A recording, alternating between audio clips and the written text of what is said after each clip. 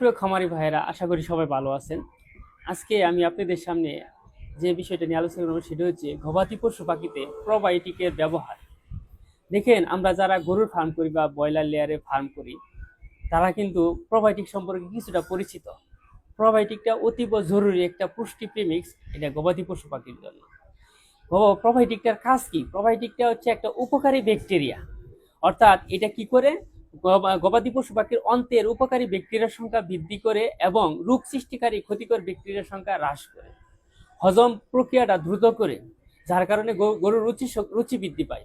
যে সমস্ত গরুর বদ হজম আছে তাদেরকে যদি আপনি প্রোবায়োটিকটা দেন, বদ হজম দূর হয়ে যাবে এবং খাবারের রেটটা বেড়ে যাবে। এছাড়া দুধের উৎপাদনটা বৃদ্ধি পাবে, গরুর মাংসের উৎপাদনটা বৃদ্ধি পাবে।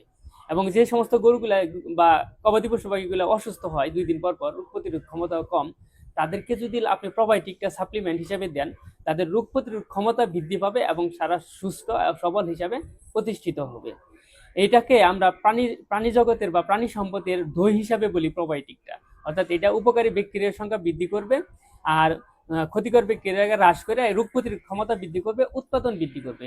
এবং যারা দুধের গরু পালেন, দেখবেন তাদের ম্যাস্টাইটিসের প্রবণতা বেশি। তারা যদি প্রোবায়োটিকটা ইউজ করেন, ক্ষতিকর ব্যাকটেরিয়ার ধ্বংসের মাধ্যমে ম্যাস্টাইটিসের প্রভাবটা কমাবে।